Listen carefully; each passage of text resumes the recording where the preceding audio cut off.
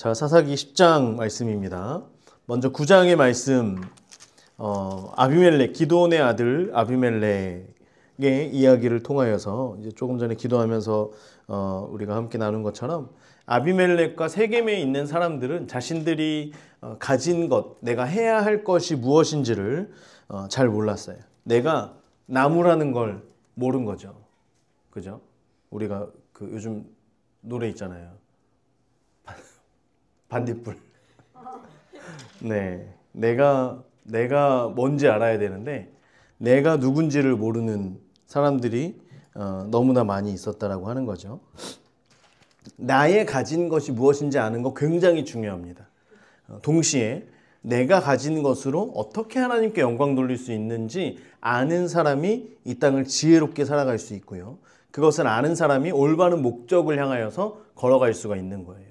그래서 우리가 더 하루라도 빨리 하나님을 믿는 것, 또한 하나님 안에서의 나에게 주신 은사가 무엇인지를 깨닫는 것, 이것이 굉장히 중요합니다. 그래야지 돌아가지 않을 수 있는 거예요.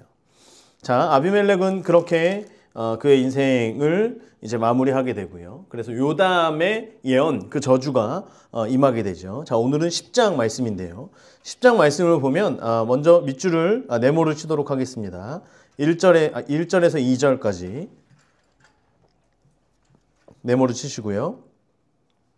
1절에서 2절, 그리고 3절에서 5절까지, 그리고 6절에서 9절까지, 10절에서 16절까지, 그리고 17절에서 18절. 그래서 이제 오늘은 6번째 사사고요. 사사 돌라에 대해서 1절과 2절 말씀에 있고요. 그 다음 사사 야일에 대해서 있고요. 그 다음 사사 입다에 대해서 있는데 이제 입다에 대해서는 11장에서 다음번에 배울 이제 거기에서 좀 구체적으로 나오고요. 입다의 상황, 입다가 사사가 될 때까지의 이스라엘의 상황에 대해서, 또 이스라엘의 변화에 대해서, 이스라엘 사람들이 이전과 다르게 어떻게 변화가 되어져 갔는지 이제 그것이 나오게 됩니다. 사사기에서의 계속 반복되는 패턴이 있다라고 말씀을 드렸죠. 여호와의 목전에 악을 행하였다라고 할 때 그 악은 뭐예요? 악은 뭐죠? 우상 숭배죠. 여호와의 목전에 악을 행하였다. 우상 숭배예요. 그래서 하나님께서 벌을 주십니다. 주변 사람들로부터 억압을 받게 되고요. 그러면 이스라엘 사람들이 어떻게 해요? 부르짖게 되죠. 하나님께 부르짖습니다. 그러면 하나님께서 누구를 보내주세요? 사사를 보내서 구원하시고요. 그래서 시대를 평안하게 인도하십니다. 사사가 죽으면 또 사람들이 악을 행하고 하나님 앞에서 우상을 숭배하는 이제 그런 것들이 계속 반복이 되어지는데요.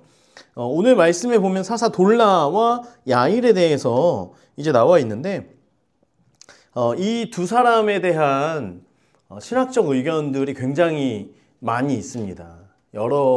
많이 있다라고 하는 거는 분분하다라는 걸 말씀드리는 거예요. 이 두 사람을 말 그대로 이 두 사사의 영성을 높이 평가하느냐, 아니면 반대로 어떤 이 기드온 때부터 아비멜렉에서 또 그 이후에 계속 되어지는 어떤 영적인 암흑기에서의 그 암흑적인 흐름으로 이렇게 점점 사사들의 타락과 이어져서 가느냐, 아니면 이 두 사람을 이 시대에 또 다른 하나님께서 세워주신 사사로, 올바른 사사로 보느냐에 대한 시선들이 있어요.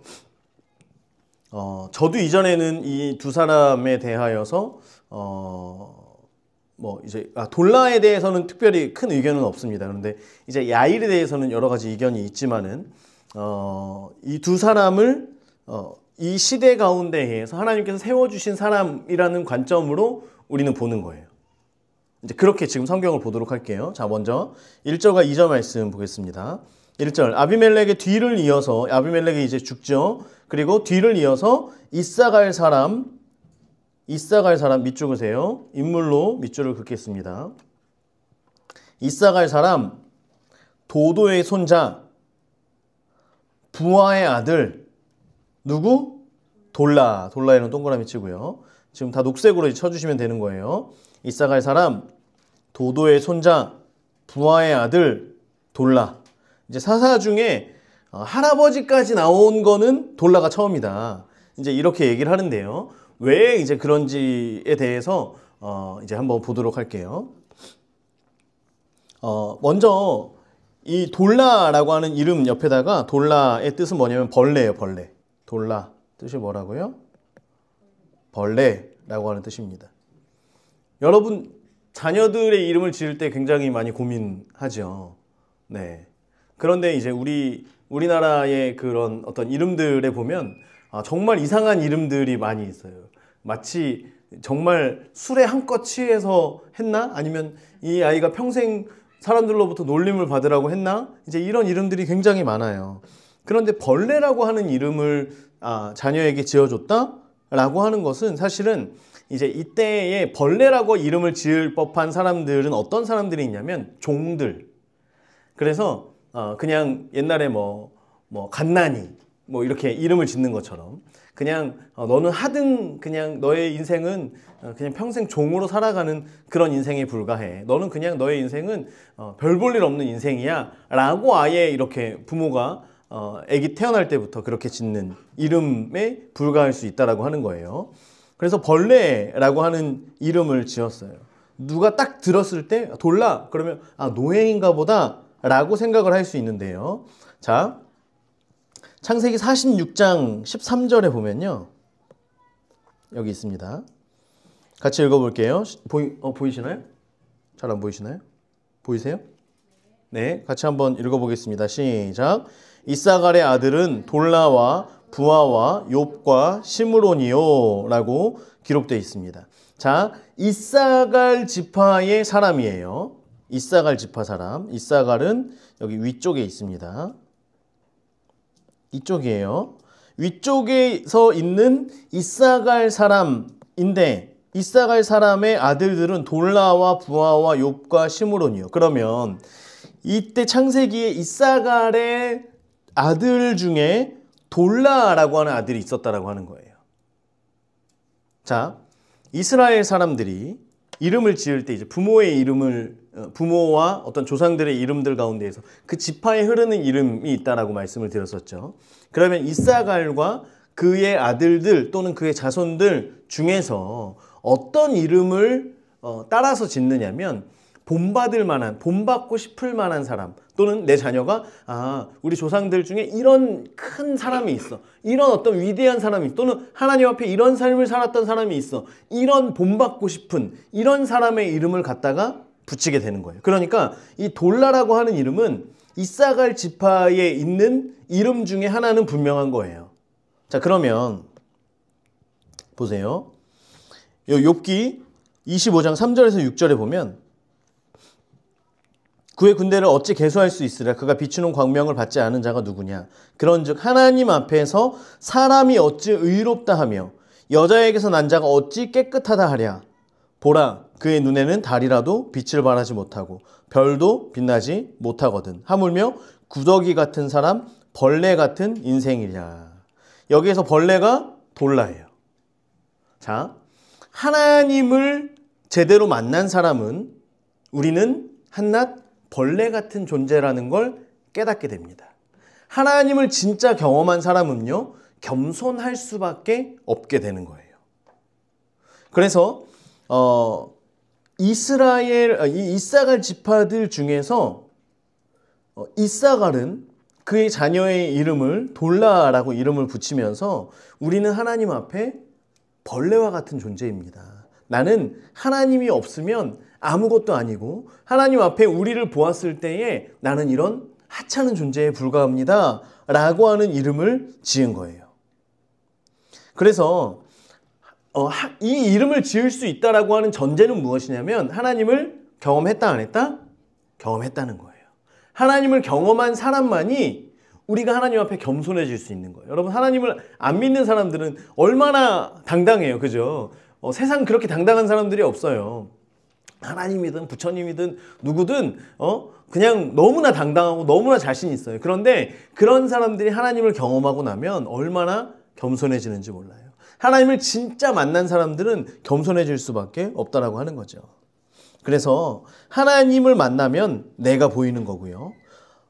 그래서 부모가 자녀의 이름을 벌레, 돌라라고 이름을 지을 때 너는 하나님 앞에 너의 인생, 너의 이름을 기억하고 사람들이 너의 이름을 부를 때 너는 벌레라는 것을 늘 기억해야 된다라고 하며 이름을 지어준 거예요. 이해가 되시죠? 자, 그가 이스라엘을 구원하니라. 밑줄 그으세요. 노란색. 이스라엘을 구원하니라. 여기서 구원이라고 하는 것은 이전의 사사들에게 쓰는 그 같은 문구인 거예요. 이스라엘을 구원하니라. 그가 에브라임 산지 3일에 거주하면서, 자, 지도를 봅니다. 자, 에브라임 산지 3일이라고 하는 곳이에요. 자, 아까 돌라는 어느 지파라고요? 이사갈 지파. 그죠? 그런데 이 돌라가 자기 지파에서 있지 않고 3일로 내려옵니다. 이 3일이라고 하는 것은 사마리아와 인근 지역이라고 얘기하거나 학자들은 3일, 사마리아, 이제 이름이 비슷하다고 해서 그냥 사마리아가 3일일 것이다 라고 학자들이 이야기하기도 해요. 그래서 사마리아로 보는 학자들도 많이 있습니다. 그래서 돌라는 이 이사갈 지파는 산지였고요. 그리고 좁은 지역이에요. 거기에서 사사의 역할을 하는 것이 아니라 사사로서 통치하고 사사로서 이제 일하는 그때에 3일로 내려와서 사람들이 많은, 에브라임 바로 위쪽이잖아요. 사람들이 많은 곳에 가서 거기에서 통치를 했던 거예요. 사사는 구원하는 일, 전쟁 가운데서 구원하는 일과 재판하는 일을 사사들이 담당했었잖아요. 자, 구원을 했어요. 이스라엘을 구원하니라. 그리고 나서 했던 일이 뭐냐면 구원에서 끝나고 그 다음에 자기의 평화, 자기의 안위를 누리는 것이 아니라 그 다음 이제 사사로서 해야 되는 일을 하는 거예요. 사사로서 있는 동안에 자기가 해야 될 일을 하는 건데 에브라임 산지에 있는 3일에서 가서 거기에 지내는 거예요. 다른 사사들은요, 자기 지파에 있는 곳에서 사사의 역할을 하다가 거기에서 생을 마칩니다. 보세요. 2절, 이스라엘의 사사가 된 지 23년 만에 그가 죽음으로써 사사를 마무리하게 되는 거예요.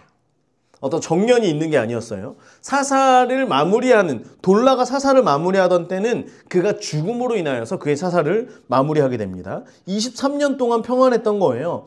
그런데 그때 3일에 장사됐다는 거예요. 자, 다시. 돌라는 어디 사람이라고요? 이사갈 사람이에요. 이스라엘의 모든 사람들은 자신의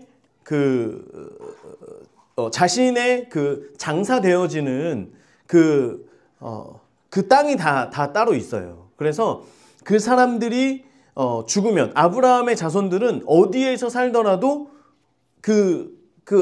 아브라함의 막벨라 굴에 가서 거기에 장사를 하는 거예요. 그리고 나서 그 다음에 이제 누가 죽잖아요. 그러면 이제 거기에서 있는 썩어져 있는 그 시체를 가지고 거기에 있는 뼈를 추스려서 안쪽으로 넣고 또 그 다음 사람을 안치하고 또 죽으면, 그래서 하나의 무덤, 하나의 묘지에, 하나의 굴에 모든 가족들이 조상 대대로 거기에서 살고 죽는 거예요. 그런데 지금 이 돌라는요, 자기가 이사갈에서 자신의 그 지파 사람들이 있는 곳, 거기에서 자기의 묘를 하는 것이 아니라 3일에서 그대로 장사되는 거예요. 자기가 사역한 그곳에서 끝까지 사역하다가 거기에서 죽고 그곳에 뿌리 내리는 거예요. 많은 신앙의 선배들이 이 땅에, 한국 땅에서도요, 그런 선교사님들이 많이 계셨죠. 이 땅에 오셔서 사역을 감당하시다가 죽으시고 난 뒤에 여기에, 이 한국 땅에 그대로 묻히는 많은 선교사님들이 실제로 그렇습니다. 지금도 역시 많은 선교사님들이 순교하고 이제 이런 것들을 우리가 접할 수 있지만, 많은 분들이 그곳에서 사명을 감당하시다가 죽으면 그곳에서 묻히는 것, 그게 하나님께서 사명자로 보내셨을 때에 그들이 거기에 헌신하고 그들의 삶을 마무리하는 거예요. 돌라는 그런 사람이었다라고 하는 거예요. 그래서 돌라 같은 사람, 자기 중심으로 살아가는 삶이 아니라 하나님 중심의 삶을 사는 거예요. 하나님의 역사, 이스라엘을 구원하는 일이 끝나고 나서도 하나님의 일을 어느 곳에서 더 내가 이 일을 감당할 수 있을까? 어느 곳이 하나님이 부르신 곳일까? 라는 것을 보고 자기의 지파, 자기의 그곳을 떠나서 하나님께서 부르신 곳에서 열심히 사역하다가 그가 죽어서도 3일의 장사됨을 통하여서 하나님의 일을 끝까지 감당했던 사람이었다라고 하는 거예요. 여러분, 그런데 우리가 알아야 될 게 뭐냐면 이 돌라의 이전에 아비멜렉, 기드온부터 아비멜렉에 이르는 그때에는요, 영적인 암흑기였어요. 영적으로 암흑기였어요. 우리가 이 시대 가운데에 어떤 영적으로 어떤 흐름이 있잖아요. 어떤 흐름이 있는 가운데에서 이것이 좋은 흐름 속에서 태어난 사람들은 이 좋은 흐름을 그대로 가지고 가는 게 어렵지 않아요. 쉬워요. 말 그대로 우리가 어떤 지금 대한민국의 부유함이나 이런 경제적인 상황들 가운데에서 이것들을 이어가는 것은 그렇게 어렵지 않아요. 그런데 이제 우리 이전 세대들, 전쟁 때, 일제시대 때 이때를 겪어오신 우리 신앙의 선배들, 우리나라의 어머니, 아버지들, 할머니, 할아버지들 이런 분들 때에는 이것을 살아가는 것 자체가 굉장히 어려웠죠. 영적인 것도 마찬가지입니다. 영적인 암흑기에서 그 암흑기를 끊어내고 다시금 하나님 앞에 일어서게 된다라고 하는 것은 너무나 어렵고 너무나 힘든 일이에요. 모두가 다 믿음을 지킬 때에는 믿음을 지키는 것이 그렇게 어렵지 않다는 거예요. 그런데 다들 하나님을 떠나서 살고 있고 모두가 신앙을 버리고 있는 그런 가운데에서 신앙의 사람으로 살아간다는 것, 이것은 굉장히 어려운 일이에요. 그렇기 때문에 이후에 사무엘이라든지 다윗이라든지 영적인 암흑기, 이 사사시대의 그 악순환을, 그 고리를 끊었던 사람이 바로 사무엘과 다윗이었기 때문에 그들이 그렇게 위대하다라고 하는 거예요. 근데 돌라도 그런 역할을 감당했던 사람이었어요. 그냥 돌라에 대한 이야기가 너무 없어요. 그런데 그의 이야기를 볼 때 그 당시에 그 영적인 암흑기에 사명자로 살아갔던 한 사람, 그로 인하여서 23년 동안 이스라엘이 평안을 누리게 되죠. 자, 그 다음에 사사 야일이 나오는데요. 야일은 길르앗 사람 밑줄으세요. 파란색으로 길르앗 사람. 자, 길르앗 사람이고요. 길르앗 사람 야일, 야일에다가 밑줄으시고요. 야일의 이름의 뜻은 빛을 비추는 자예요. 빛을 비추는 자. 옆에다 적어주세요. 빛을 비추는 자. 민수기 32장에 보면요. 39절부터 보면 므낫세 아들 마길의 자손은 가서 길르앗을 쳐서 빼앗고 거기 있는 아모리인을 쫓아내매 모세가 길르앗을 므낫세의 아들 마길에게 주매 그가 거기 거주하였고 므낫세의 아들 야일은 가서 그 촌락들을 빼앗고 하봇 야일이라 불렀으며 노바는 가서 그 낫과 그 마을들을 빼앗고 자기 이름을 따라서 노바라 불렀더라. 자, 하봇 야일이라고 하는 게 4절에도 보면 뒤에 하봇 야일이라고 나오죠. 자, 야일의 이름은 빛을 비추는 자예요. 하봇 야일은 여러분 성경책에 보면 이제 일 하고 이렇게 가로 쳐져 있죠. 그리고 아래쪽에 보면 뭐라고 써 있어요? 야일의 동네라고 써 있죠. 이것은 야일의 동네라고 이제 그냥 단순히 이렇게 해석을 이야기하지만 빛을 비추는 사람들의 마을이라고 하는 뜻이에요. 야일이라고 하는 이름은 빛을 비추는 자예요. 빛을 비추는 자. 빛을 비추는 사람들의 마을, 빛을 비추는 사람들이 살아가는 마을이 하봇 야일이라고 하는 거예요. 이해가 되시죠? 자, 그래서 므낫세 지파의 길르앗 사람 야일이 일어나서 22년 동안 노란색 밑줄으시고요. 22년 동안 이스라엘의 사사가 되니라. 그에게 아들 30명이 있어. 아들 30명 밑줄으세요. 아들 30명. 이제 이것 때문에 아들 30명과 뒤에 있는 어린 낙이 30 거기에도 밑줄으시고요. 아들 30명과 어린 낙이 30 때문에 이제 많은 사람들이 이 야일은 타락한 사사였다라고 이야기를 하기도 해요. 왜냐하면 이때 자녀들이 아들만 30명이면 딸도 최소 30명 가까이 됐겠죠. 또는 그 이상이었을 수도 있고요. 그러면 사람들이 그전에도 이제 말씀드렸지만 기드온이 자녀들이 많았잖아요. 그 당시에 자녀들이 많은 사람은 왕이잖아요. 왕. 30명이나 되는 자녀들을 데리고 있기 위해서는 자신이 왕과 같이 그렇게 아내들을 많이 가져야지만 아이들이 그렇게 많을 수가 있는데, 그리고 어린 낙이 30이라고 하면서 이것을 왕들만 타는, 왕이 타는, 그러니까 이 시대에 사람들이 다 걸어 다니고 하던 시대에 나귀를 탔다라고 하는 것 자체가 왕들임을 어디에서나 누구나 알 수 있도록, 그러니까 많은 학자들이 마치 벤츠를 타고 다녔다라고 하는 것처럼 얘기를 하는 거예요. 이 당시에 탈 것이 없는 그때에 나귀를 아들들이 타고 다녔다라고 하는 것은 아들들이 벤츠를 가졌다라고 하는 거예요. 여러분들이 20살이 딱 되니까 부모님이 여러분들에게 벤츠를 사주는 거예요. 학교 다니기 힘들지? 고생했네. 벤츠를 사주는 거예요. 얼마나 좋아. 할렐루야잖아. 이런 것을 가지고 이제 야일에 대해서 사람들이 부정적으로 이야기를 하는 거예요. 자, 그런데 이제 긍정적인 방향으로 보는 거예요. 자, 아들 30명이 있어 어린 낙이 30을 탔고 성읍 30을 가졌는데, 거기도 밑줄으시고요. 자, 어린 낙이라고 하는 것을 보면서 이것을 야일에 대한 이해를 바꾸는 거예요. 자, 어린 나귀를 탄다. 왕들은 이 당시에 말이 없었기 때문에 왕들은 나귀를 타는 것인데, 성장한 나귀를 타는 것인데, 어린 나귀를 탔다라고 하는 것은 스가랴 9장 9절에 보면 시온에 따라 크게 기뻐할지어다, 예루살렘에 따라 즐거이 부를지어다. 보라, 내 왕이 내게 임하시나니 그는 공의로우시며 구원을 베푸시며 겸손하여서 나귀를 타시나니 나귀의 작은 것 곧 나귀 새끼니라. 누구를 향한 예언이에요? 예수님을 향한 예언이죠.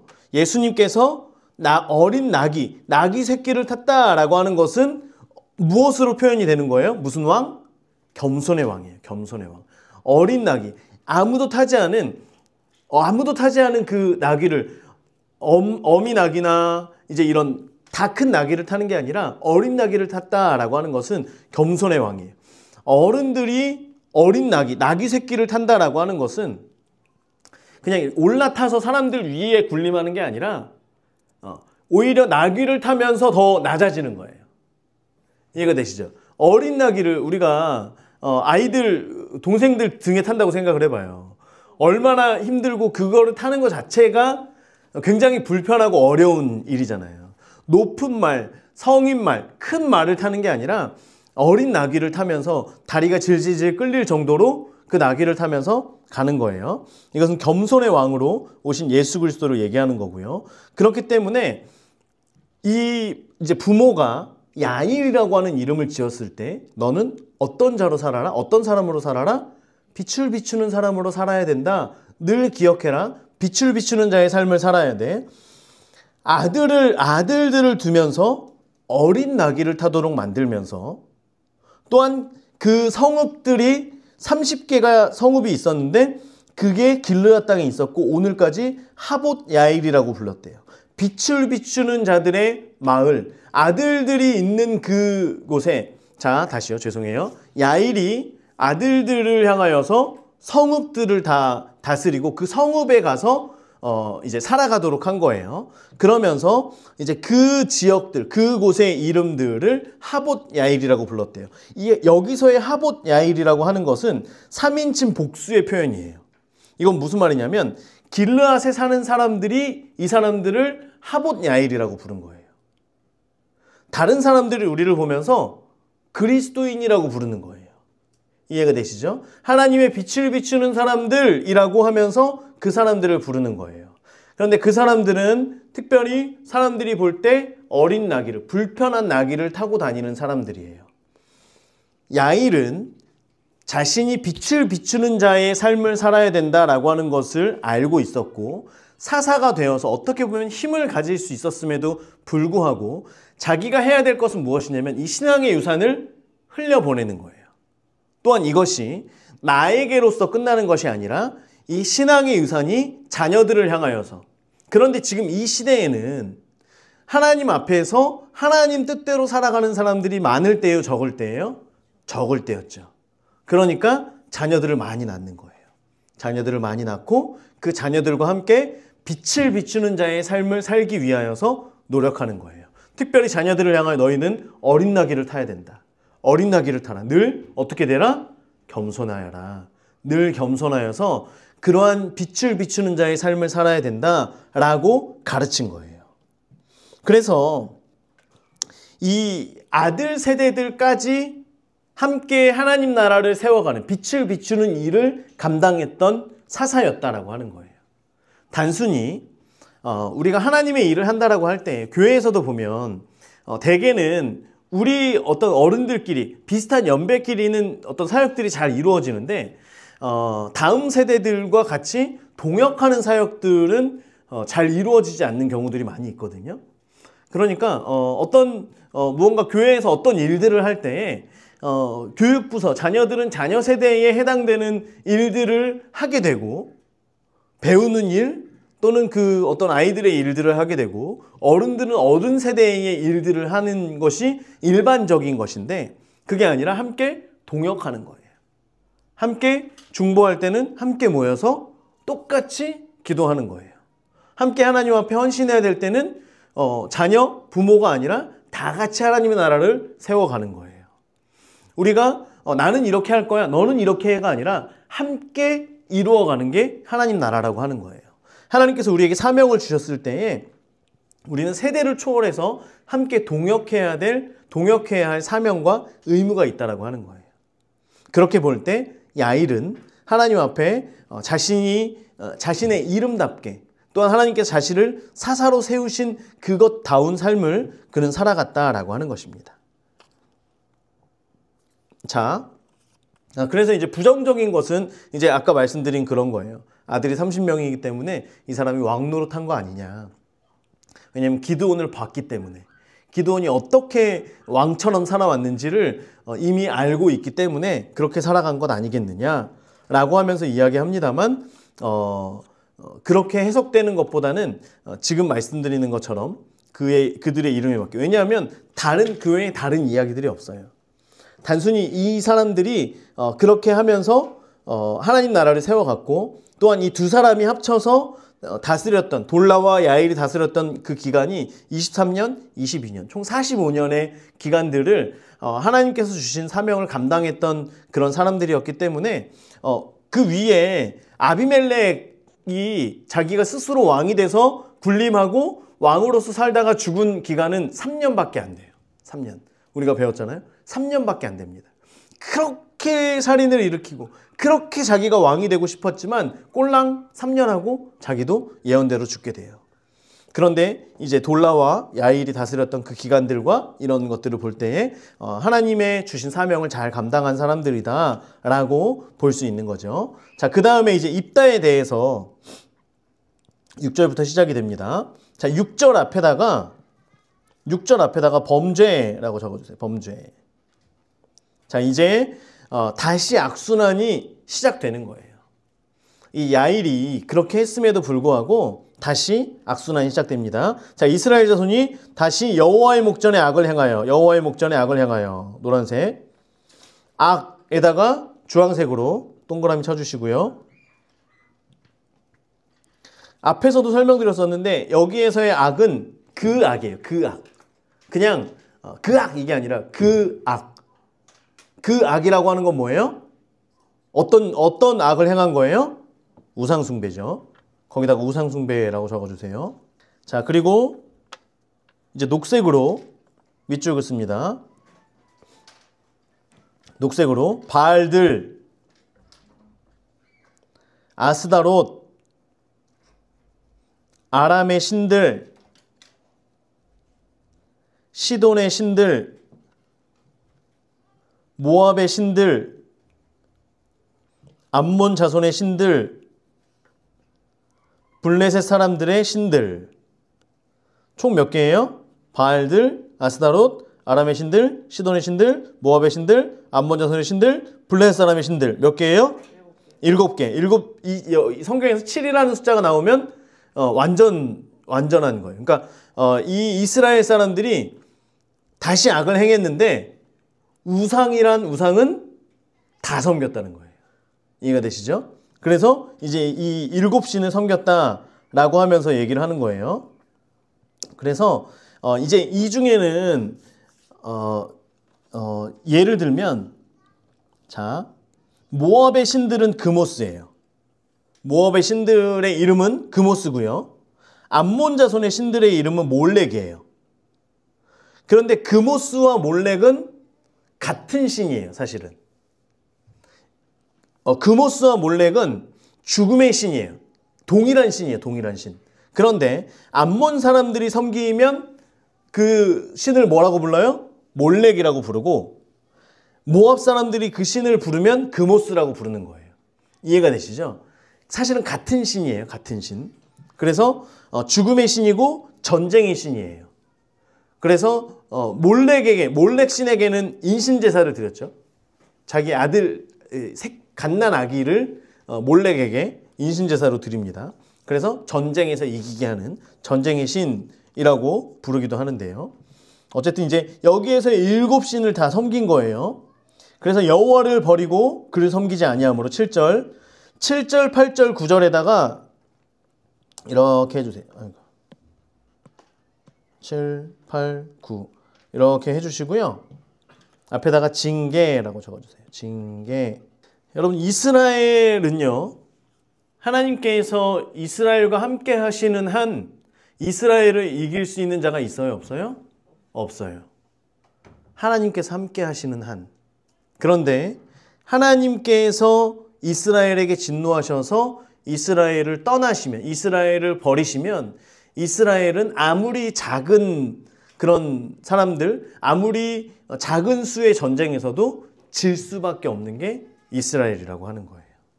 자, 그래서 7절, 여호와께서 이스라엘에게 진노하사의 밑줄 노란색으로, 블레셋 사람 파란색, 암몬 자손 파란색, 죄송해요, 녹색 블레셋 사람 녹색, 암몬 자손 녹색. 자, 그래서 블레셋 사람들과 암몬 사람들이 동시에 이스라엘을 공격하게 됩니다.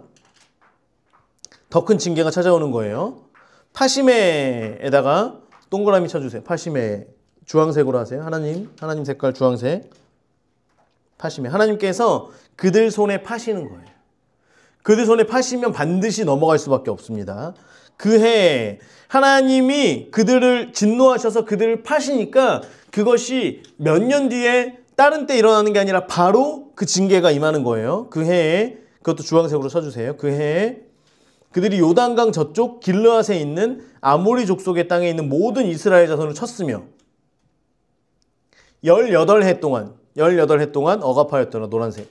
18해 동안 억압하였더라. 여기서의 억압이라고 하는 것은 짓눌러서 으깨버리는 걸 얘기하는 거예요. 우리가 감자 이런 거, 감자 삶은 다음에 완전히 으깨버리는 거 있잖아요. 이런 걸 얘기합니다. 삶은 계란 해가지고 으아 하면은 손 사이로 막 튀어나오는 것처럼 껍데기 다 벗긴 채로, 그지?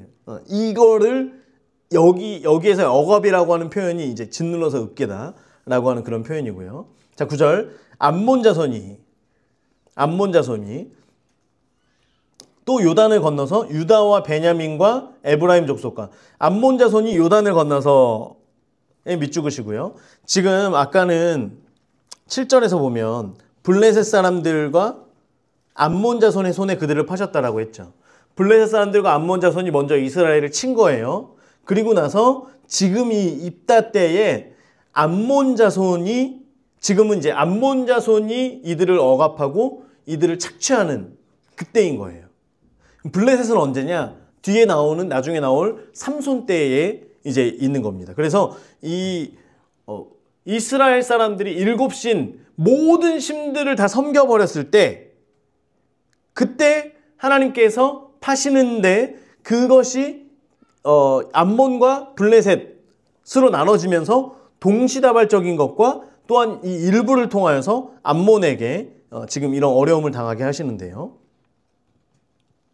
9절에 보면 요단을 건너서 유다와 베냐민과 에브라임 족속, 녹색, 유다와 베냐민과 에브라임 족속과 싸웠대요. 유다와 베냐민과 에브라임 족속. 이들은 누구냐면 이스라엘의 대표 지파들이고 이스라엘에서 싸움 좀 한다는 사람들이에요. 제일 잘 싸우는 사람 3명 나와, 그러면 이제 유다 나오고 베냐민 나오고 에브라임 나오는 거예요. 이해가 되시죠? 유다는 장자지파고요. 베냐민은 베냐민의 그 왼손잡이요 돌팔매질을 잘하는 사람들. 베냐민에서 나온 사람들이 있으니 다 용사더라. 베냐민에 있는 사람들, 에훗도 베냐민 사람이고요. 베냐민 지파는 크진 않았지만 그냥 다 싸움 잘하는 사람들이에요. 어느 집안에 보면은 어느 집안은 정말 싸움꾼들만 있는 그런 집안들이 있잖아요. 격투기 이런 거 보면은 누구의 동생, 친척 이렇게 해가지고 다 격투기 선수가 막 나오는 것처럼 그냥 이 사람들은 뼈대부터가 다른 사람들. 베냐민 지파 사람들. 에브라임 족속 대표 지파였죠. 에브라임 족속이 움직여야지 움직이는 거예요. 자, 그래서 유다와 베냐민과 에브라임 족속과 싸움으로 이스라엘의 공고가 심하였더라. 암몬 자손이 그냥 가장 센 지파들을 다 무너뜨리는 거예요. 가장 강한 족속들을 지금 다 무너뜨리고 있는 겁니다. 다른 족속들은 어렵지 않았느냐? 이게 아니에요. 그냥 이들과 싸워서 이스라엘이 어려움을 당했다라고 하는 건 이스라엘 전 지역이 지금 어려움을 당했다라고 하는 거, 억압을 당했다라고 하는 거예요. 자, 그래서 이제 10절부터 10절 앞에다가는 회개라고 적어주세요. 회개. 이 회개는 사사기에 나오는 첫 회개입니다. 첫 회개.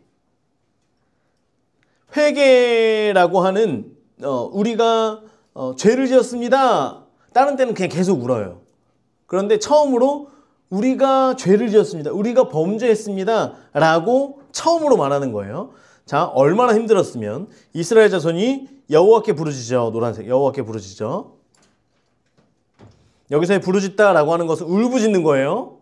그냥 살려주세요 이게 아니라 하면서 이제 울부짖는 거예요. 이르되 우리가 우리 하나님을 버리고 바알들을 섬김으로 주께 범죄하였나이다. 빨간색 주께 범죄하였나이다.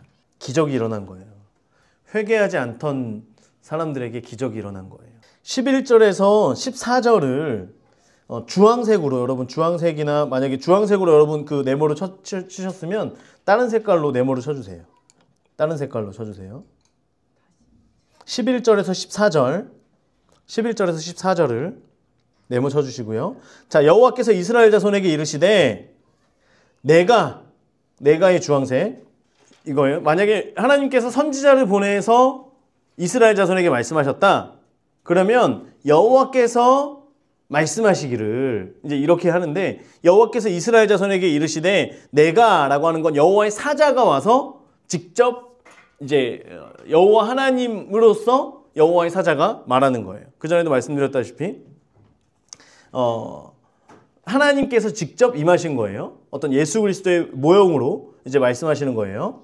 자, 내가 아까 우리 그 앞에 7가지 신에 대해서 했던 그 녹색으로 하셨죠, 여러분? 녹색으로 또 할게요. 보세요. 애굽 사람 녹색, 아모리 사람, 암몬 자손, 블레셋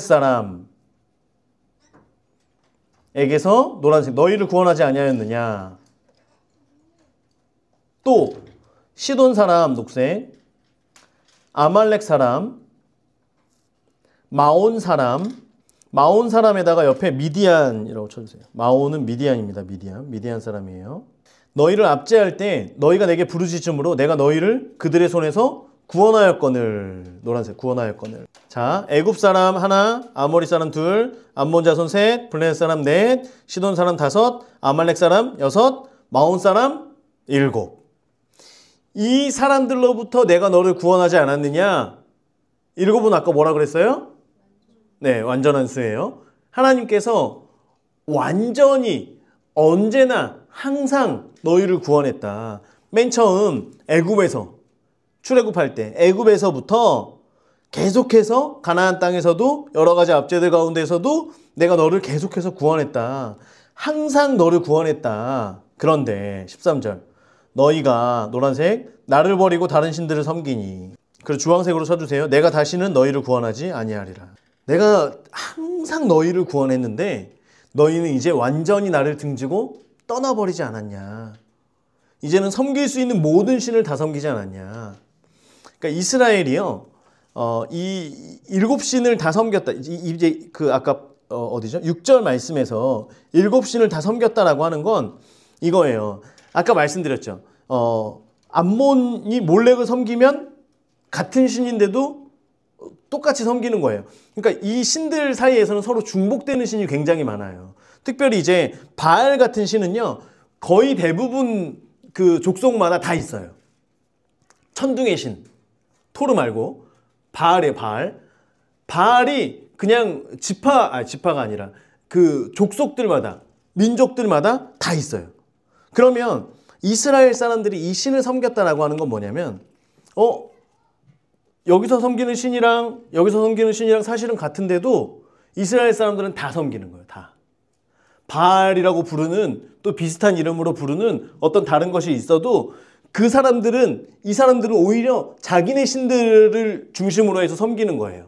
물론 신들이 서로 중복돼 있지만 자기네들이 섬기는 이런 대표적인 신들이 있는 거예요. 그런데 이스라엘 사람들은 이 모든 신들을 다 섬기는 거예요.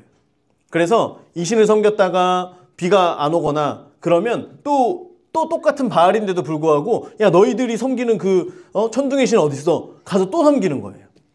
이런 식으로. 전쟁의 신 또 어딨어? 또 섬기는 거예요.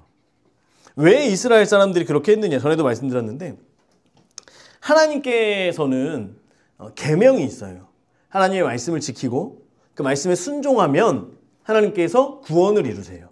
하나님 말씀대로 살아가면, 그러면 하나님께서 그 전쟁에서 이기게 해주시는, 이것이 하나님의 방법이에요. 그런데 다른 신들은 그런 게 없어요.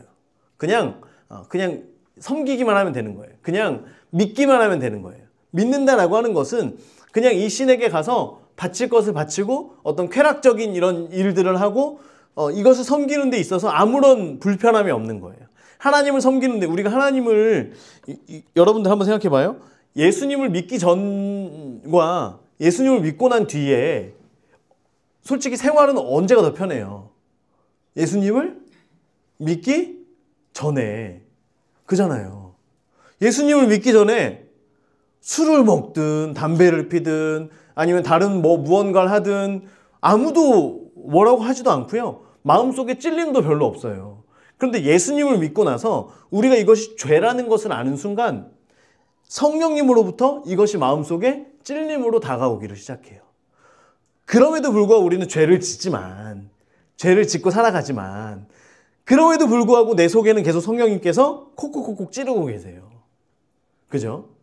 그리고 우리는 이것이 영적인 존재로 우리의 영이 활성화되기 때문에, 우리가 예수님을 믿는 순간 우리의 영이 활성화되어서 우리가 해야 할 것과 하지 말아야 할 것을 알고 있기 때문에, 행여나 우리가 어떤 어려운 일들을 겪을 때 이것이 혹시 하나님의 진노인가? 내가 벌을 받는 건가? 라고 하는 것들을 염두에 두게 돼요. 하다못해 여러 가지 질병에 있어서도 우리가 이것들을 생각하게 돼요. 물론 굉장히 영적으로 다들 묶여있고 이런 것들이 밀접해 있지만 이것이 우리가 예수님을 믿기 때문이에요. 세상에 있는 모든 것들, 하나님으로부터 오지 않은 그 모든 것들은 영이 움직이는 것이라고 하는 것이 우리 안에 있기 때문이에요. 영이 활성화되면서. 자, 그래서 이스라엘 사람들이 다른 신을 섬기는 걸 너무나 쉽게 생각하고 너무나 편하게 생각하는 거예요. 너무 쉽거든요. 하고 싶은 거 그냥 하면 되거든요. 자, 그래서 하나님께서 말씀하시는 거예요. 13절. 다시는 너희를 구원하지 않을 거야. 14절. 가서 너희가 택한 신들에게 부르짖어라. 어렸을 때 부모님이 그런 얘기 많이 하잖아요. 저 집에 가가지고 엄마 아빠라고 부르고 살으라고. 너희 그런 얘기 안 들어봤니? 목사님 많이 들었는데. 저기 가가지고, 야, 그렇게 좋으면 너 거기 가가지고 그 집 가서 살으라고. 엄마 아빠라고 부르고 살으라고. 하나님께서 말씀하시죠. 야, 지금 너희들이 다른 모든 신 섬기고 있지 않냐. 그래, 지금 하는 것처럼 해라. 가서 그 신들한테 가서 도와달라고 얘기를 해라. 너희의 환난 때 그들이 너희를 구원하게 하라. 그러면 그 신들이 니네를 구원할 수 있도록 가서 거기에 부르짖어라. 하나님께서 말씀하신 거예요. 그러니까 15절. 15절과 16절 이렇게 15절, 16절 이렇게 해서 앞에다가 적어주세요. 이스라엘이 잘한 것. 사실 이스라엘이 잘한 건 없어요. 그런데 그럼에도 불구하고 이스라엘이 잘한 게 있었어요. 그게 15절과 16절인데 15절 보세요. 이스라엘 자손이 여호와께 엿주대에다가 동그라미 치시고요.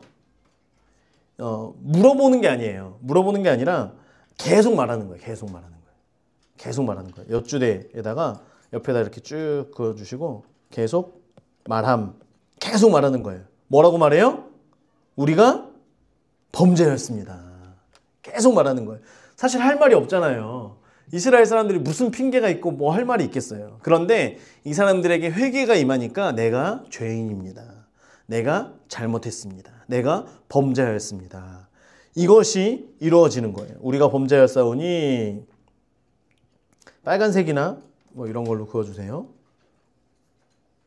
주께서 보시기에 옳은 대로 좋은 대로 우리에게 행하시려니와 오직 주께 구하옵나니 오늘 우리를 건져내옵소서.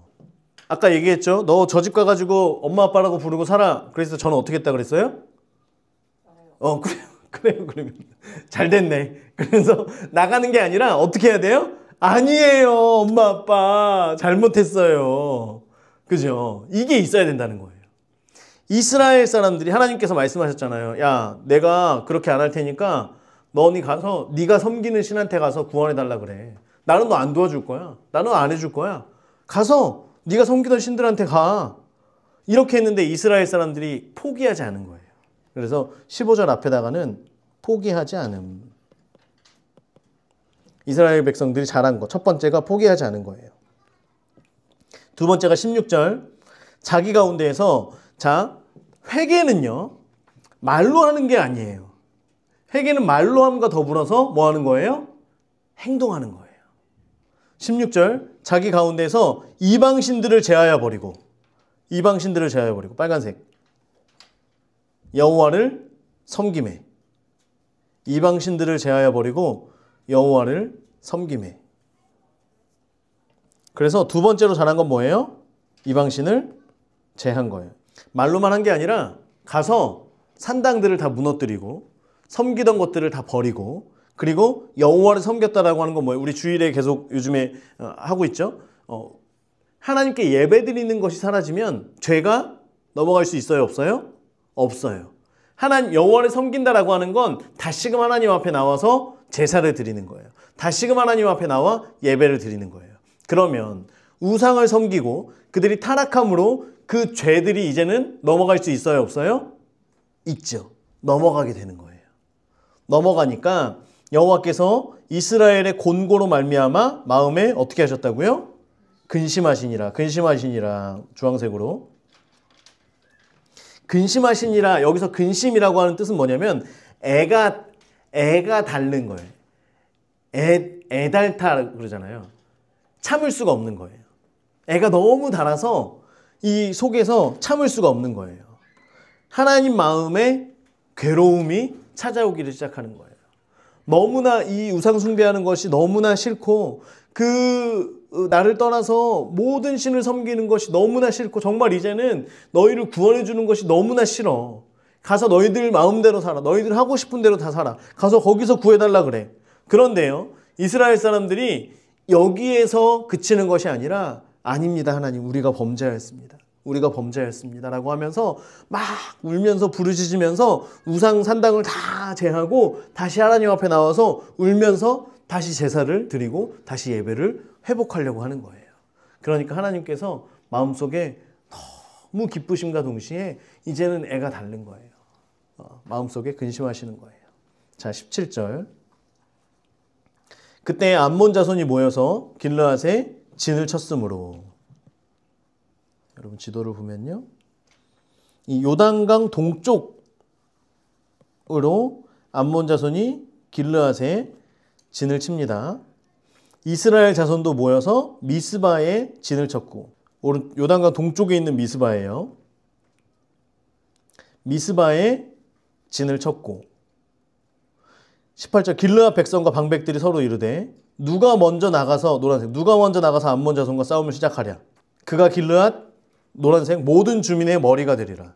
하나님께서 이제 암몬 자손을 멸하시기로 하셨어요. 지금 암몬 자손이 이제 17절부터 이 암몬 자손이 무너지도록 하기 위하여서 암몬 자손을 길르앗으로 하나님께서 부르시는 거예요.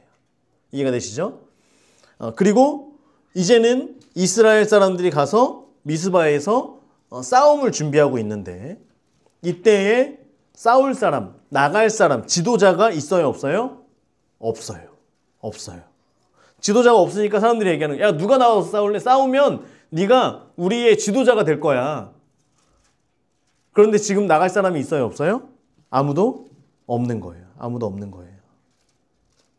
지금 환경은 이스라엘이 이길 수 있는 환경이에요? 전혀 아니에요. 싸우자! 가서 싸우자라고 하면서 사람들이 막 모였어요. 그런데 정작 그 선두에서 지휘할 수 있는 사람이 없다는 거예요.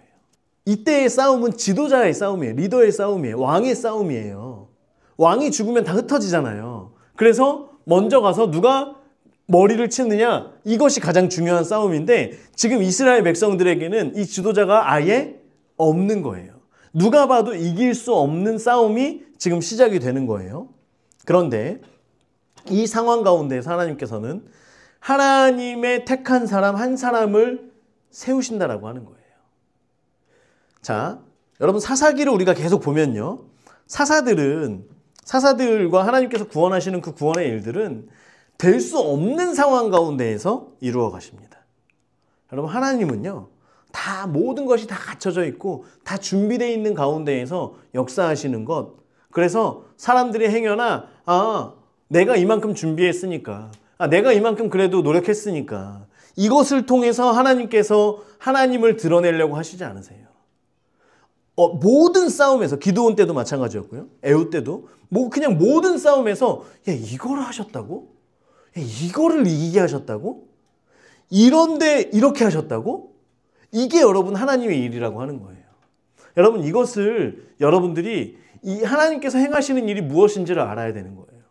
특별히 우리가 어떻게 할 수 없는 절망 가운데 있을 때 우리가 무언가를 붙들려고 노력하지만 붙들 수 있는 것이 아무것도 없을 때 가서 싸우자라고 하면서 누구를 붙들고 따라서 하고 가야 되는데 그 사람 자체가 없는 거예요. 할 수 있는 일이 아무것도 없는 거예요. 그런 가운데에서 우리는 반드시 깨달아야 될 게 뭐예요? 하나님께서 일하시는구나. 하나님께서 하시겠구나 라고 하면서 그러면서 우리는 뭘 해야 되냐면 우리 안에 있는 죄성을 제거해야 되는 거예요. 하나님 앞에 회개하는 거예요. 우리의 죄를 버리는 회개를 하는 거예요.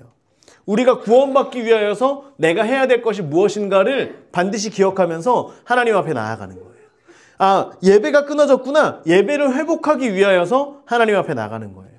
이렇게 할 때 하나님께서 일하신다라고 하는 거예요. 반드시 기억해야 됩니다. 우리가 그냥 한다고 하나님께서 일하시는 게 아니에요. 우리 안에 반드시 회개가 있어야 되고요. 그 회개를 통하여서 하나님께서 하나님이 어떤 분이신지 나타내실 것이다 라고 하는 거예요. 여러분 오늘 말씀을 이제 정리하면서 성경 공부를 정리하면서 우리가 돌나와 같은 그러한 신앙, 돌나와 같은 신앙은 뭐예요? 나는 벌레밖에 안 되는 그런 인생입니다. 난 벌레 같은 인생입니다. 나는 하나님 없으면 아무것도 할 수 없습니다라고 하는 그 겸손함. 야엘도 마찬가지였죠. 하나님의 빛을 비추는 자로 내가 이 땅을 살아가야 합니다. 내가 빛을 비추기 위해서 내가 갖춰야 할 것은 뭐예요? 겸손함인 거예요. 겸손함. 늘 어린 나귀를 타는 그 겸손한 마음을 가지고 이 땅 가운데에서 하나님의 뜻을 이루어가고 하나님의 빛을 비추기 위하여서 또한 이것을 나 혼자만 하는 것이 아니라 함께 나의 자녀들과 나의 동역자들과 함께 하나님 나라를 세워가는 것, 이런 일들이 우리 가운데 있어야 되고요. 하나님 앞에서 내가 오늘 회개하고 내가 오늘 끊어버려야 할 것이 무엇인지, 내가 여러 가지 많은 일들 가운데에서 하나님의 행하심, 하나님이 왕되심을 나의 삶 가운데 나타내기 위하여서 내가 버려야 할 것이 무엇인지. 나는 마치 그런 사람들 있잖아요. 하나님 앞에 나와서 은혜는 다 받고 세상 속에서 누리고 싶은 건 또 다 누려요. 그러다가 어려운 일을 당하면 또 하나님 앞에 나와서 울면서 또 누리고 은혜를 받고 또 세상에 가서 이것을 다 쏟아버리고 어떤 이런 인생이 사사기의 반복이잖아요. 그런 인생이 아니라 하나님께서 나에게 주시는 그 은혜 안에서 내가 거하기 위하여 나는 오늘 무엇을 해야 하는가? 내가 오늘 하나님께 드려야 될 회개는 무엇인가? 이것을 늘 기억하면서 하나님 앞에 우리의 삶을 돌아볼 수 있는 저와 여러분 될 수 있기를, 그렇게 사사시대를 끊을 수 있는 우리 모두가 되기를 주의 이름으로 축원합니다.